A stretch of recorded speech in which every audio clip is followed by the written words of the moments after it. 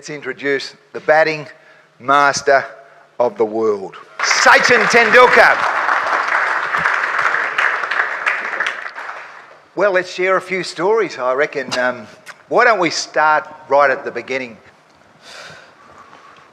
Well, school cricket was exciting, and the reason to start playing cricket was a strange one. I mean, I was a notorious child, difficult to manage, and I took a lot of pride in that. One of the evenings, they were showing a famous Bollywood film on a TV channel, and in those days, there were not many channels back home in India. So we friends thought this is the best time to polish off all the mangoes from the tree, which we were not meant to. And we fell down. We also brought the tree down with us. And that was a turning point of my career, because my brother and my family, the rest of the family members said, this is enough, and then you're not allowing more of these complaints to come home every evening, because that was supposed to be my summer vacations, beginning of my summer vacations. And I said that we're going to make you burn all your calories on a cricket field. You do what you want. You love cricket. Go out and play with the season ball. And that's how my career started. And gradually, I did not know. I mean, I was only 11 years old.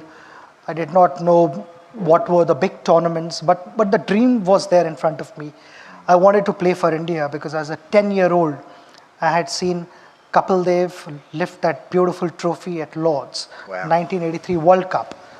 So I had also joined the celebrations, not knowing the significance of winning the World Cup. So that's how my cricket started, and I always wanted to win the World Cup. That was the reason I started. And as the time went by, I started enjoying cricket, and I started realizing the challenges of cricket. And my coach was instrumental, and along with my brother, to my elder brother Ajit, to make me realize the importance of leading a disciplined life, a focused life, and to make me push harder. They found reasons, and even towards the end of my career, I followed that formula.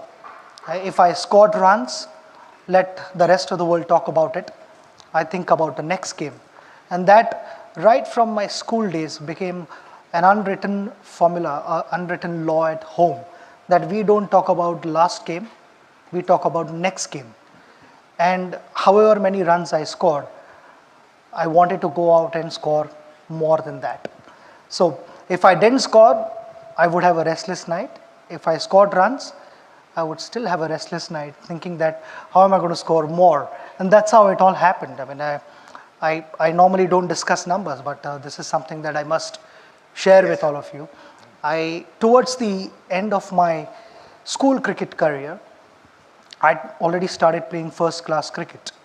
And the last season, I can proudly say that I averaged 1,025, because I only got out once in the whole season. And my brother and my coach was instrumental in that, because every time I scored runs, none of them said, well played to me. And that's why in my farewell speech, I said to my coach that at least now you can take a chance by saying well done. There are no more matches in my career. But something that I lived for was appreciation from my coach and my brother, which never happened. I mean, and that was something which sort of kept me giving my best all the time. And I've asked around the room, and we will have a chance to ask some questions after we have our conversation here. Many people have said, a simple, easy question: what was the best innings ever? The one in Perth, 1992. I was only 18 then, and that was a fast wicket. Everyone, I guess each and every Aussie know how fast the wicket is and kind of bounce it generates. So for someone who had never experienced that kind of pace and bounce, and Australia as usual was playing terrific cricket. So for me to go out there and score runs on that pitch was really important, and I can almost say the turning phase of my career, because after that I was not overconfident, but I was confident to play any attack in the world, and I felt I was ready to face any attack in the world. I was able to challenge many attacks after that in the world, but that one particular inning was the best inning, but the most meaningful innings, and something which has stayed with me now and it will stay with me forever, has to be the one that I played against England in Chennai in 2008. That was a time when Mumbai was hit by that terrible terrorist attack, and the one-day series was cancelled. England went off to Dubai, and they graciously came back to play the test series. And when we turned up in Chennai to play the first test, none of us were in the frame of mind to play test cricket, I mean, any form of cricket, because all we kept discussing was, how could this happen to our nation and why did it happen? It was the toughest phase of my career, and I would speak on the behalf of our team. It was really, really tough. And for first 3.5 days, we were completely out of ideas. We could not put up a competitive performance. And England gave us a target in the fourth innings of 375 runs, 374 runs.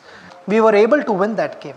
We chased 375 on a difficult track. But to see the entire nation celebrating that victory, even for a second, meant a lot to all of us. And I had played a significant role in that. So that is the most important innings of my life, more than even the other World Cup innings or other important innings that I've been part of. This had a different meaning altogether. So the Chennai match. Some of the characters that did bowl to you. I mean, we're talking about the very best fast bowlers in the world after the last quarter of a century. Why don't we just go through a few names? What about your first tour against Pakistan, and then maybe Donald and McGrath and Warren, who reckons even today, after you smashed him around in Sharjah, that he has nightmares of you hitting him for 6.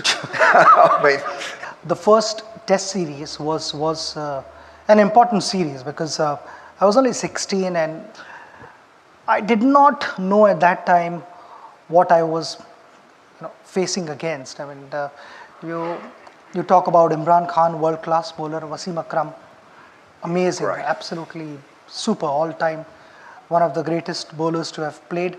Waqar Yunus, I would put him in the same league. Quick. Abdul Qadir, again in the same league. So it was a world-class attack, and I went out to bat in the first game. And straight from school cricket to one season of first-class cricket, and then to play against the best bowling attack in the world. I was clueless. I had no idea. I was getting beaten by the pace. I'd never experienced someone bowl at 90-95 miles an hour. And I could actually see the ball, but while I was reacting, the ball was more towards the keeper and not closer to the keeper, rather than it should be closer to me. But and I said, oh, this is a wrong place, and you got in the wrong place at the wrong time. And I got out on 15. While walking back, I somehow controlled my tears. I was only 16 then, so I was allowed to do all that. I went to the bathroom and I cried, and I looked at myself in the mirror, said, this level of cricket is not for you. You're not good enough to do all this. And fortunately, I got about 6 days in between. So I ended up speaking to a lot of the senior players in the team, the coach, and they all said that, you batted as if you were playing a school match. This is not a school match. You need to learn to give respect to these world-class bowlers, and you need to just hang around there, give yourself some time.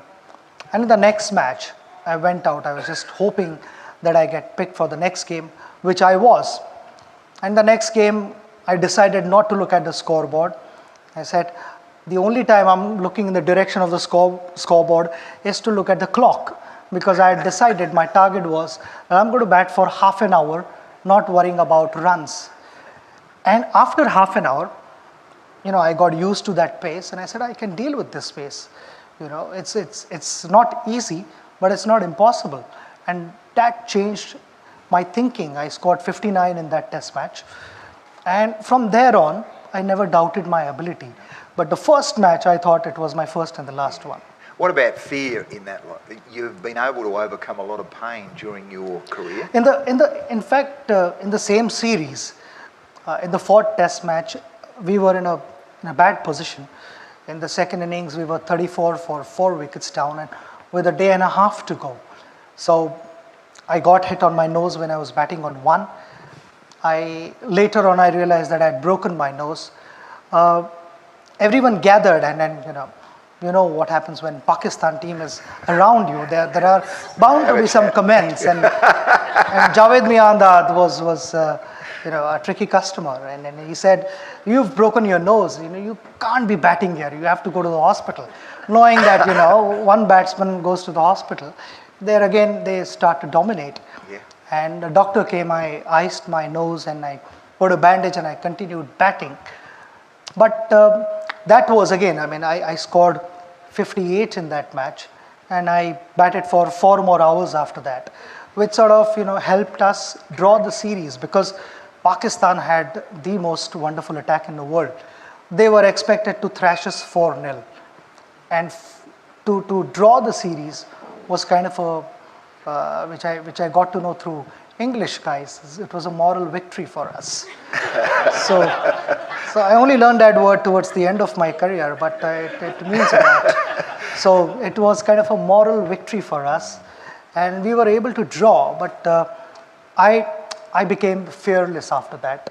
Look, I think an interesting question here would be, you've had your highs and your lows, and you've been absolutely magnificent right through. How does one get up off the deck when things aren't going well? I would like to share one experience with you here. It's a funny story, but completely out of the box, which we hadn't tried, and it did wonders for our team. We were playing against New Zealand, and Chris Gaines was bowling. This was in India, in Mohali, so in your hometown. The